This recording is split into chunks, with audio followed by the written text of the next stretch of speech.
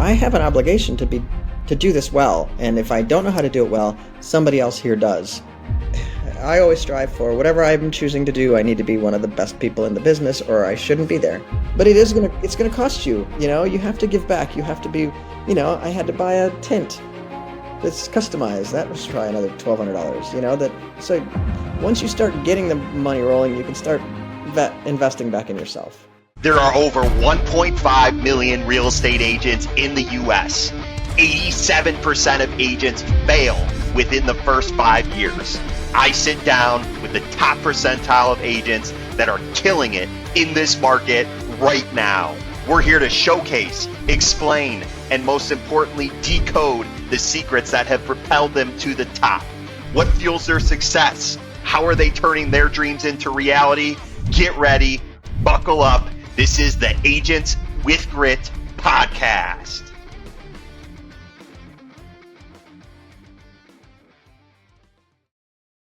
All right, everybody, welcome to Agents with Grit podcast.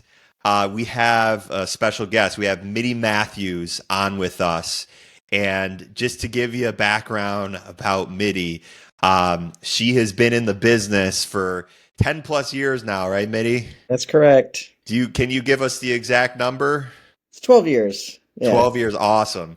And you had a successful, in my eyes, a very successful 2024. I know you felt a little different. It was a down year for you, but to be able to produce, it was over 30 closings in 2024, right? Yeah. It's an amazing accomplishment. You said 2023 was one of your best years, right?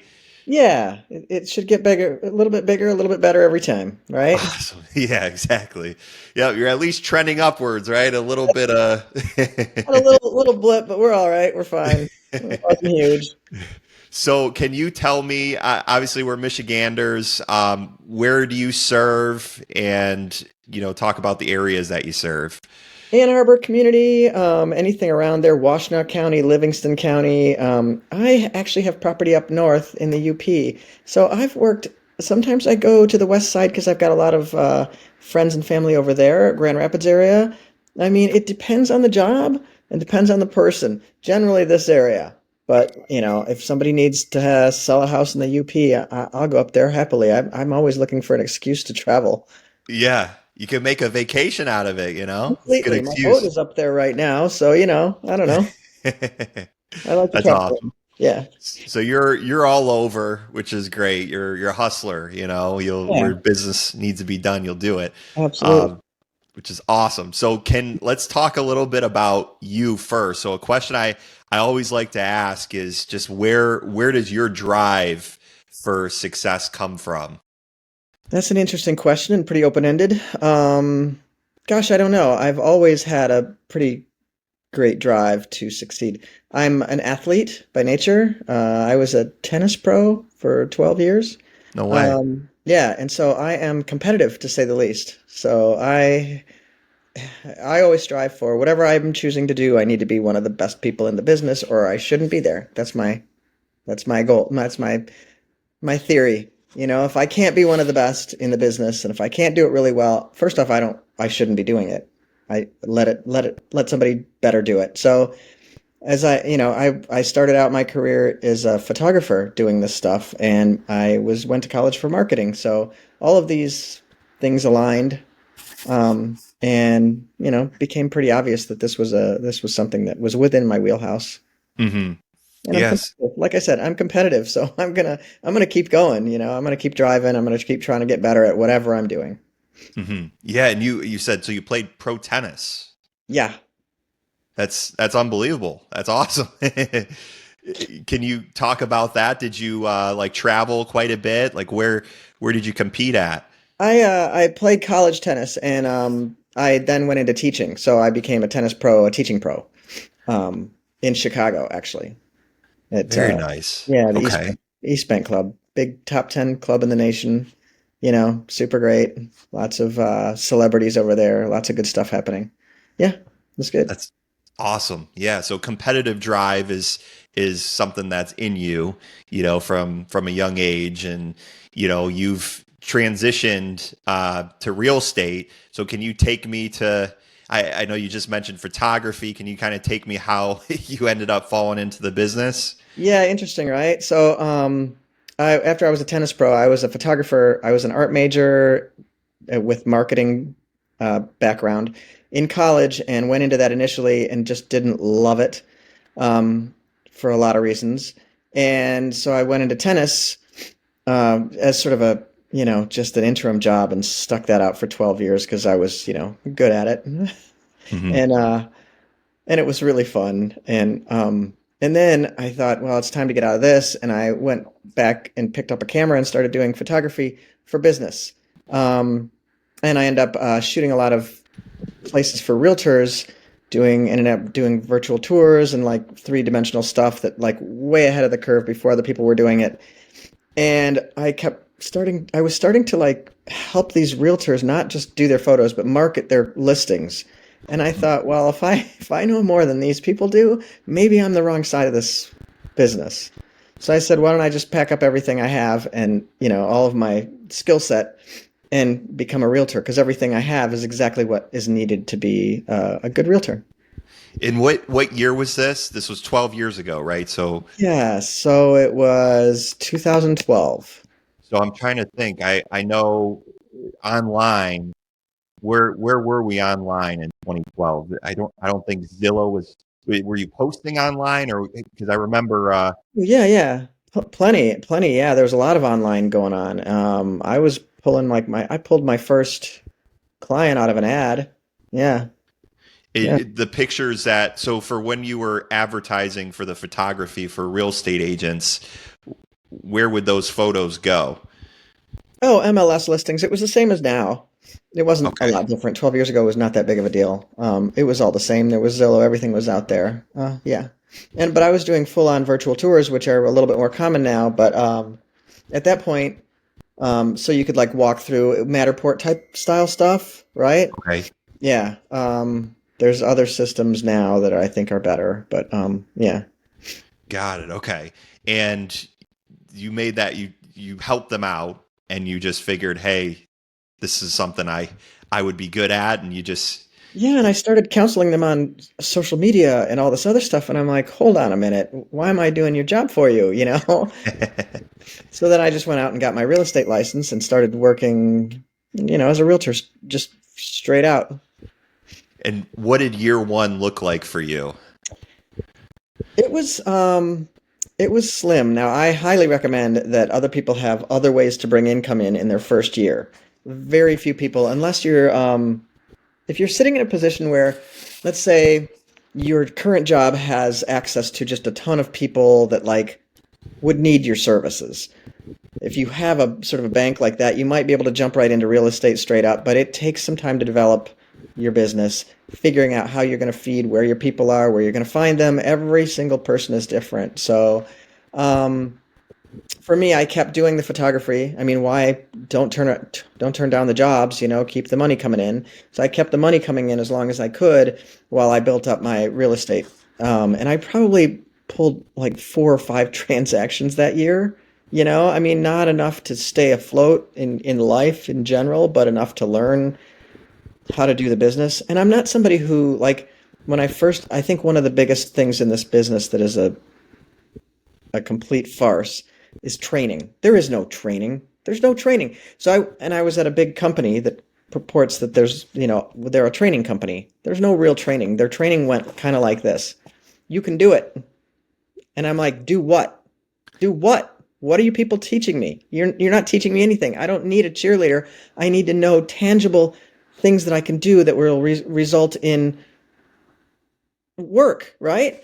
Yeah. Um, and I don't like to do something without knowing what I'm doing. So I think that this business, you should have a mentor, somebody so I ran around my office and started asking Queep a lot of questions because I wasn't comfortable getting a client not knowing anything. And the biggest advice I was getting was get a client and you'll learn how to do it. And I'm like, no, no, I'm supposed to be serving my clients well. How can I serve them well if I don't know what I'm doing?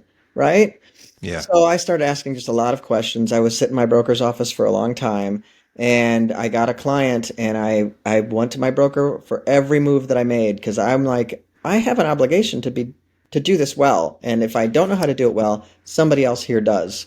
Hmm. So I think that like it was a slower induction for me because I wasn't willing to grab clients and just use them for guinea pigs. I was more systematic in my approach. Got it. But you should always, in your first year, make sure uh, you have another source of income, um, and you have to treat this like it's a business. And anybody who knows anything about businesses, which most of us don't going into real estate, you know that you have to survive for 2 years to live and to be able to do this business. And most businesses will crash in the first 2 years, so will real estate. So you have to figure out how to survive until you pass the hump of how can I continually get clients, Hmm. right? Yeah. And you clearly have made it through and have succeeded. I'm doing all right. Yeah. So can you that first client that you got, how did you receive it? Like, what did you do? And I ran an ad through Listings to Leads, which is I highly recommend it. It's great. It's a great it's a great platform that doesn't cost most agents anything. It's like $50 a month or something. I don't know. It's not a lot. Um, and you can run an ad through there for Facebook or whatever at pretty nominal amounts. And I picked up somebody who wanted to talk to me about selling her aunt's house. And I was like, fantastic. So I started talking to her, and she's like, it was way out in the boondocks. I didn't care because it was a kind of a, $150,000 house or something. Maybe not. I don't know. But it was my first listing it was perfect for that because I could take my time on that. Nobody lived in there. I could, figure it out as I went along and get it on the market and got it sold for them, and everything went smoothly. Mhm. Um, I even made a friend on the other side with that agent and learned some things along the way. So, Wow, okay. yeah. Yeah, so it was $150,000 home, Oh, yeah. and it was a listing, Yeah. which is pretty cool. First deal. So, Awesome. yeah, it was fun. And from there, where did you go? Did you continue to use that website to generate, your 5 deals in the first year? I did. I don't know that that produced another good lead. Maybe it did. I wasn't really paying attention at that point. I was trying to figure everything out and the systems and everything else. I think one of the biggest things is getting systems in place. When you get a client, how do you keep them? How do you keep them engaged? How do you, I've got a database of 6,000 clients, maybe not clients, 6,000 people who have Hmm. reached out to me in some form of ad or something, or they've been a client, or they reached out for something. How do I sift through that and make sure that I'm touching the ones that are truly interested, all of recent that are, will turn into clients in the next year, right? So I think if you can't get that in place, you can't figure that out, especially when things are slow, you need to have that in place because otherwise you lose clients along the way pretty rapidly. Um, Hmm. it's pretty easy for somebody to reach out to me. I talk to them. I'm assuming they're going to come back to me. And now I see that they've just bought a house with some other agent, right? Well, that's on Hmm. me. That's my fault. So, yeah, how to stay engaged with people. So find a CRM that works for you. There isn't a right CRM. There's one that fits your style. That's it. Hmm. Find one that makes sense to you and that's intuitive, that's not hard to use. And then, uh, commit. Right. Yeah. So can you talk about what you do currently you have a database of 6,000 clients, or potential clients. What specifically are you doing during maybe those slow times to maybe generate some business? That's a great question. Well, for one of the things I'm doing, it's on my focus this week, is completely revamping my drip campaigns, my email drip campaigns. I want to have a drip campaign for a new client that goes out a year, you know? It's got to go out a year. And that's beyond like the listings they are probably getting from me, because it's probably that they're also getting listings from Redfin and God, what else they've signed up for, right? So my listings aren't enough. I need to make sure that I'm also setting them up with informational emails, which you can buy in a package. You don't have to make your own, but you have to set up your CRM so that when a client comes in, and this is where it comes back to systems in place, when a client comes in, I punch in, this is a buyer, put them on that drip campaign. Boom. I've taken care of them, at least touching them, every couple of weeks for a year out. Because a lot of people aren't ready right now. But then I'm also reaching out and also doing the other things like that. But what I'm doing overall, I mean, you have to get the systems in place before you think about all the other stuff. Mhm. Um, I think for every individual, it's key to just figure out where you touch people naturally.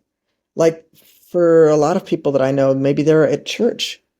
Mhm. That's a place they pick up a lot of clients at church because everybody knows they're that church, that realtor that goes to church and people see you every single week.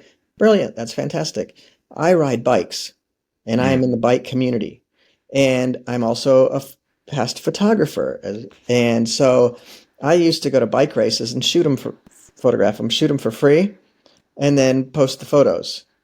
And it Mhm. took me like two bike races before everybody knew who I was. I gave them all away for free, and I punched them all on a Facebook website. I made a Facebook page I made specifically for posting photos. It's all it has on it, but it's like Middy Matthews, the realtor, you know.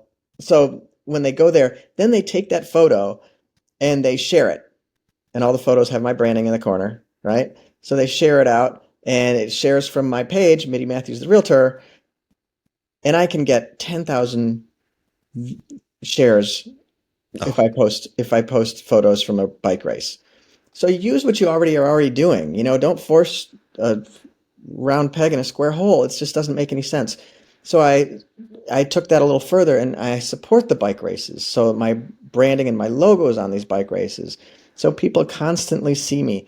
Um, like the bike, I get in with all the bike guys who are putting on the races. So I get my logos on the hats and on all the stuff that's being given out, and my logos on the, you know, brochures or whatever's happening or the jersey or whatever's going on there. My logo's all over this stuff and all bike races around here. And people now, the bike people usually just dial me up and say, "Hey, we're doing this thing. Do you want to?" One of the bike guys recently called me and said, "Hey, we're doing this thing. We've got a raffle and we've got some stuff. I know that like you've got you might have something to donate." And I'm like, "Sure. I got a couple of solo stoves in storage with my logo on them that I'll drop off for you." And he's like, "Are you kidding me right now?" He's like, "Those will be like the number one things that we raffle off, you know? That'll be the biggest prize there." And that gives me my logo on all their stuff, right? On all their promotional stuff. I'm one of their main sponsors now. What did that cost me? 150 bucks? right. Whatever, right? Yeah. That's nothing. So if, bike guys are like, "Hey, we need a aid stand." I have a tent with my logo on it. Like these Mhm. bike people see my name, my logo all the time. They can't go to bike races and stuff. But those are my people, so that makes it so easy for me, right? I'm Mhm. already knee deep in that community. Why not find a way to give back to the community? Whenever the bike guys call me and say we need an aid station, I pop up one of my tent. I fill up a table with food. I mean, how much do bananas cost? Give me a break, right? And chips Right. and stuff. And all 1,000 bike riders come through there. And most of them know who I am or are like, "Oh my God, Middy Matthews, I've been wanting to meet you. I see your Facebook posts all the time." That kind of stuff, right? You just want to be so present you can't be present to everybody, but you can be present to your group of people that you would naturally hit anyway. And just do whatever you can with where you already are. That's going to hit the hardest. Mitty, that's brilliant. That's awesome. Right. And yeah, because it comes natural because you have shared interests, right? Yeah, you're already there, right? Mhm. You're already Yeah. there. And you're having fun. It's not like you're I'm having purposely going fun. to a networking meeting, with a Right. suit and tie or And I get tons of promotional materials and to give away like sporks and stuff that people are like, "Oh man, I really want this." Don't give out pens. Nobody wants your stupid pen, right? They want this cool stuff like buffs, stuff they're actually going to use. So the bike guys out there, every person who rides a bike has something with my logo on it, Mm. Oh right? my gosh. Yeah.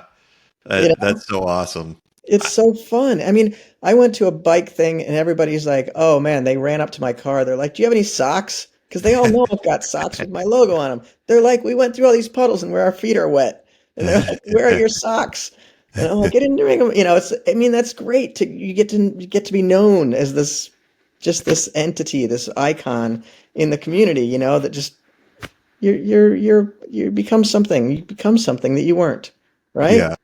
Yeah. And so you're using, yeah, I make a good salary, a good amount of money, and but a lot of that goes back, Hmm. and it's investing in me, really, because everybody with my logo somewhere in their house is like, oh, what was that girl's name? Oh, you know what? I've got that buff with her logo on it, Yeah. right? Yeah. Right? The And dirty sock, right? Or yeah, or those socks. Oh, wait, those socks. Yeah, she gave me those socks, right? Yeah. That's great. That's amazing. Can you talk more about the Facebook group with the photography? So you started it was it a Facebook group? It's just a page. I mean, I go in, cyclocross was what I was doing at the time. So there's short races. I would go race my 45-minute race. Then I would grab my camera and shoot everybody else's race. Now, I'm really good at sports photography. It's easy. And then I would run them through whatever filter I made specifically for that race, all at once. And then I would just slap them up and post them all on this one Facebook page, that literally had my brand, like every photo had my logo on the corner of it, Yeah. right? It all had my style. I can go through Facebook and usually see who's got my one of my photos as um their, their profile picture. Uh-huh. And usually when I post photos, everybody's profile picture changes to one of my photos. Right? Wow. Yeah. Right. So it's fun to watch.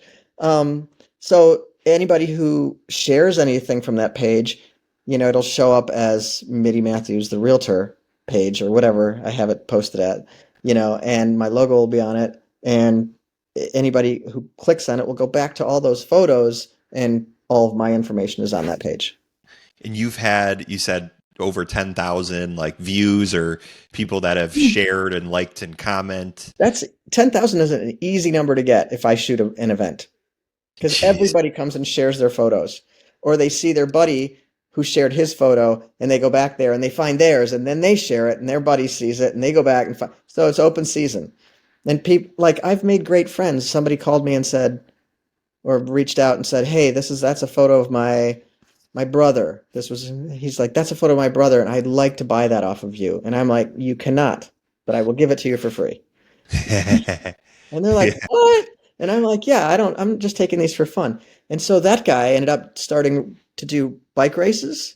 Like, he ended up with a poster that I made for him. He ended up doing bike races up in Alma, where I went to college, and he's a professor up there. So he and I became really good friends because I took a photo of him that his sister wanted and made into a poster. Hmm. So later on, I showed up to his race, and we've become friends, and it's like, the snowball keeps going. It just Yeah. keeps going. Yeah. But you got to You're keep give back mentality, because it does come back, and you've just got to be the mayor of all the shit that you're going to do. mhm. So that's really smart. I honestly, I don't think I've heard anything like that. I've interviewed, quite a few agents. So that's amazing that you've done that. Is that really where are you working strictly off referrals right now? No, but naturally a lot of that business comes from those people. I'll Hmm. just get a call like, "Hey, I first off, most of them have talked to me at an event, but like, or a bike race or something, and I have good, I'm good at it too, which that helps. Hmm. But I have some street cred in that department. Um, but they'll call me and they're like, "Well, we're looking for a house and we figured we should call you. You're the you're the We bike know. realtor, you're the realtor in Yeah. the bike community." I'm like, "Exactly, so let's go." And then I get closer to these people and get to know them better, and it's fun. I now have Yeah. bike people I've put in houses all around me. That's so cool. Yeah. And you share this interest too, where Oh yeah. it's fun. It's not like work every day, right? It's Right. And I have a property out in the middle of nowhere. It's 5 acres. And I mean, I bought it because I wanted to have big parties here. So then I started doing a yearly event where 100 bikers come in. We've set up a course that's out and back from my house. And I mean, my garage is set up like a bike shop anyway. So if anybody needed anything, so everybody sort of tours the house. and the bike shop they all love, and then kind of getting ideas for their own houses. Like people come over after that and we're like, I need to see your bike shop again because I'm trying to do that same thing in my garage, that kind of thing. Mm. So I have this event where I get like 100 people over. I actually get a porta potty and stick it outside, and then I get like Qdoba, and then I put all these tables up on my deck, and when people come back from their ride, they gorge on like taco bowls or whatever, burrito bowls, and like sit around talking for hours, and those become my clients. Yeah.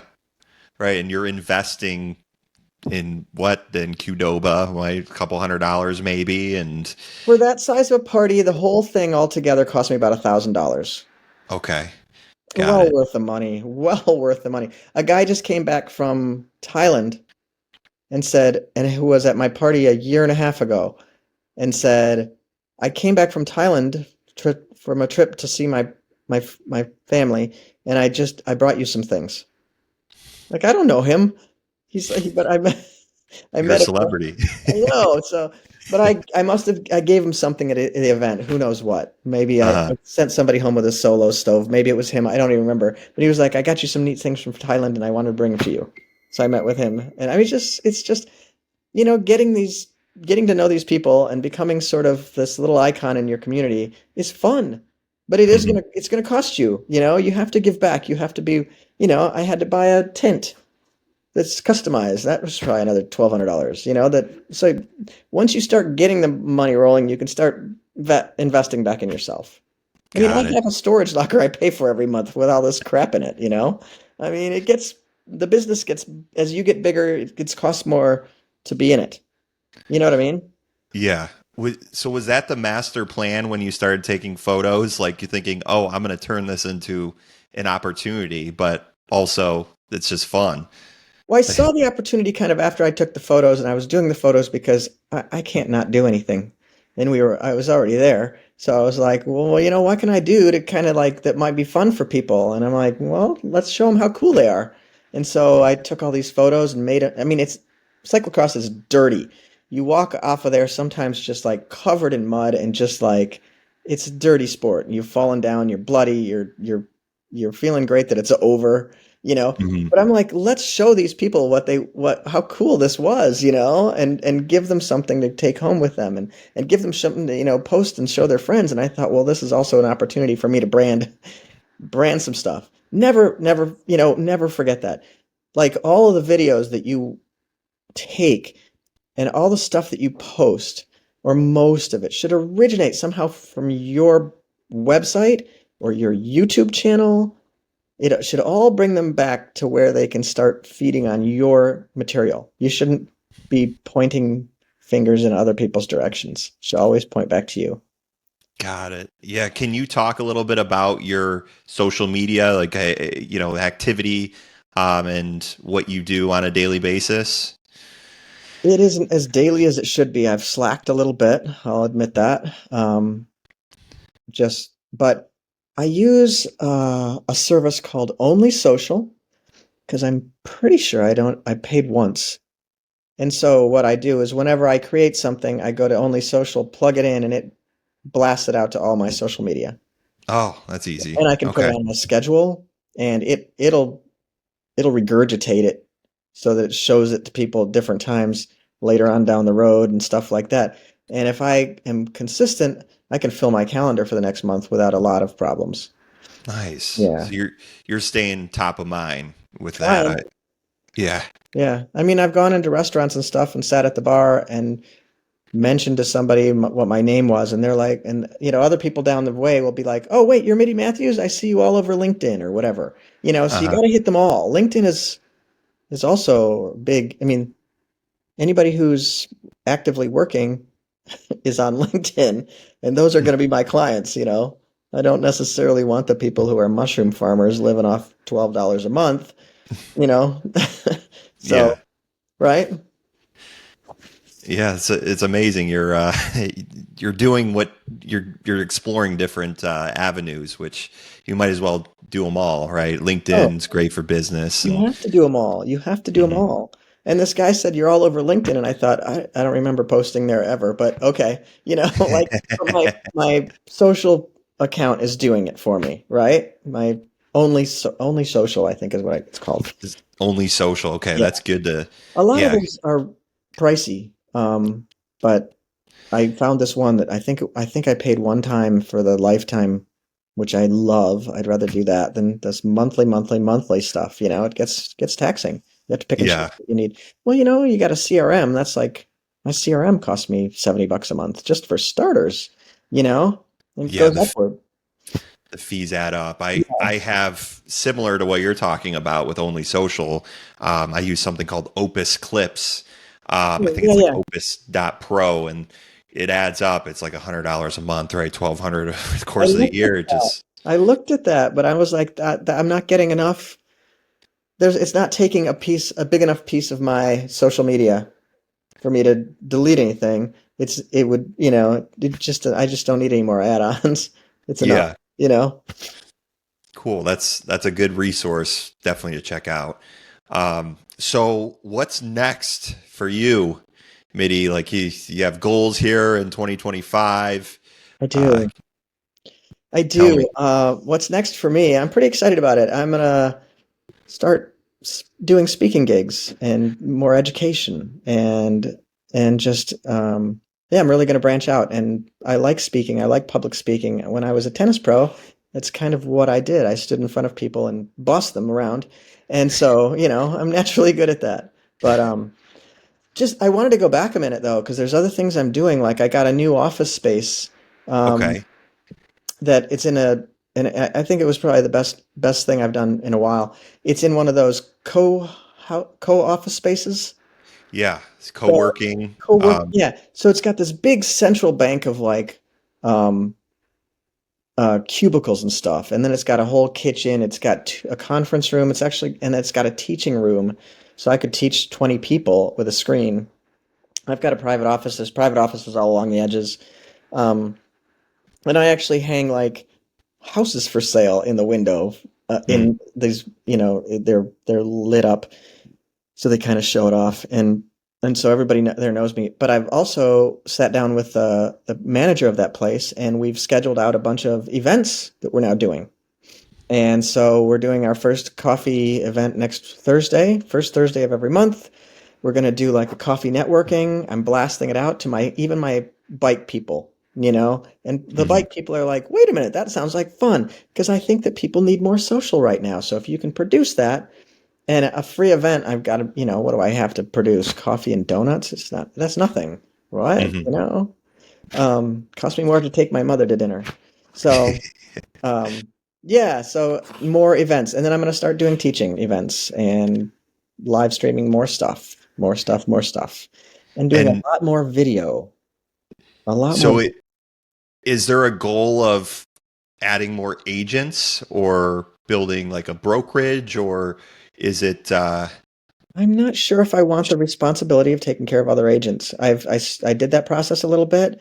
mhm. I would like if somebody came to me and wanted to be mentored and wanted to come under my wing for a while and was willing to do the work, I'd be happy to do it. I'd be like, come onto my team. Let's do this. I can help you because being on my team means they don't have the same fees. And things like that. I could absorb some of that for them and help them get their feet wet. Um, I'd be happy to do that, but I've, I've met too many agents who aren't willing to do the work. What they really want me to do is do all the upfront work. Now, once you get a client into the car going to see houses, you're at the final stretch of this race. That's the easy part. Finding Mhm. them a house and doing the actual work is easy. Getting clients into your pocket right there, that's where the hard stuff is. That's the hard stuff, right? So like I'm not really willing to do all the work and then just hand them the money at the end, which is basically what a lot of agents want. I need you to come to the table and willing to learn all of it, you know. Mhm. But I'd be willing to take on somebody who's eager and wants to make money. Absolutely. Awesome. Yeah, Yeah, because so are you going to be charging for these speaking engagements? absolutely. So it's another business, right? Secondary, yeah, but no, I think it's fun, and I have a lot of people wanting me to do it, so I'm like, okay, why not? Let's get going. Well, I mean, relating it to the bikes, like you share a common interest in real estate, right? You love talking about the Right, business, and it could eventually turn into deals, or it could just turn into improving your business and growing more, right? right. So it's brilliant. That's awesome. I'm glad you brought that up. So thanks for sharing that. I think if we're talking to new agents, one of the most important things you can do for your business ongoing is make good relationships with the other realtors. Like people think, okay, I'm supposed to fight for my clients and they're supposed to fight for theirs. That is not the case. We're the mediators here. We're the neutral party. We're supposed to neutralize. I'm supposed to keep my clients under control and you keep yours under control. We're supposed to neutralize the potential feelings and the things going on here. And we're supposed to be working together, right? I've had so many great relationships with realtors in this business. I can't tell you that is the number one thing I'm going to protect at all costs. I will Mhm, not allow my client to bully me into ruining a relationship with another realtor, mhm, period. That relationship with that realtor is what's going to get my other clients deals down the road. So mhm. let's say I'm up and this happens to me all the time. I'm in a competition against 8 other offers, right? I've got my client who's willing to play hard, has the money, they're well qualified to win this. Um, and we're neck and neck. Let's say we're top three, which is where I'm always going to land top three, but I got to get the number one position because there's only one winner here, right? So I'm always going to dial up that realtor, let them know that offer's coming. When I get 10 offers, I think I probably get 3 or 4 phone calls. Those are not good numbers. If I get 10 offers, I should have 10 phone calls 10 saying my calls. Yeah. offer's coming. What does your client need? How can I sweeten the deal? Right? Yeah. I should get 10 phone calls. I get like 3. So I'm always that client who's going to call up that realtor, have a great conversation with them, find out what their client needs. How can we do this? What can I give you that's going to make it better for you? Do you need a bottle of wine at your office later on today? Anything, right? Yeah. Anything. And half the time I've been in a situation with this realtor before, and this realtor knows they want to do a business with me because one, I'm going to get to the closing table. I'm going to get there. Two, it's going to be fun. We're going to have a nice time. We're going to end up friends at the end of this thing. And we're going to joke about stuff. And we're going to do good business together. And we're going to talk on a real level. And I'm going to call you if there's a problem. And I'm going to, if you need something, I'm going to get it for you right away. I'm not going to be an agent that you're going to hear from in a week. I'm Hmm. going to be the agent you hear from that same day. And I'm going to pick up the phone, and you're going to be able to say to me, I have a problem, and we're going to be able to work it out. Hmm. I've had other agents give me deals over their own son Oh my gosh. because they know my client's going to get it done. This is going to be a clean deal. I'm not going to pull any crap on them. I'm going to keep my clients' expectations reasonable at inspections. You know, Nothing is going to come across the pike that they're surprised by. Hmm. So my reputation in this field with other agents is my gold. It's the reason I'm winning deals in the hardest market, right? And you're killing it. And I'm it's doing all right. amazing. Yeah, Yeah, doing pretty well. it's amazing to see what you've done. You shared a ton of value. Is there anything else you want to share or bring to the table here? Because you've already provided a ton of golden nuggets and value. So, I run across new agents all the time who are really trying. There's some that don't care, and they won't be in the business long. But there are some agents who are really trying, and they'll come on the phone with me and they'll say, I'm sorry, I'm a new agent. I'm trying to figure this out. And I'm like, that's okay. I'm here to help you too. Be a helpful agent if have more knowledge than the next guy. I'm like, put me on speed dial after this deal. Call me if you're having some issue. I'm happy to help you. I don't care what brokerage they're from.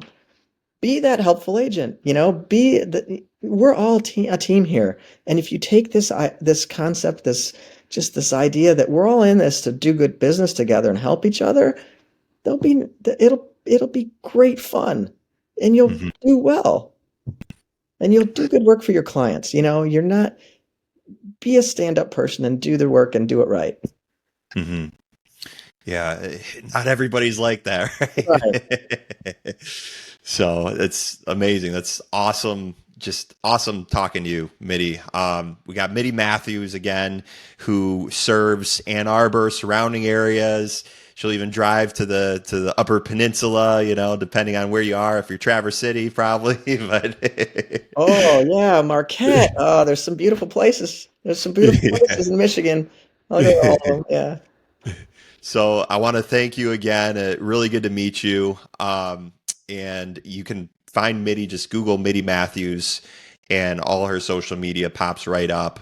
And look out for her future coaching, and education platform that you're creating. So I want to thank you again, Middy. I appreciate you. I appreciate being on. It was fun. Thanks so much, Brad. Good. Let's do it again if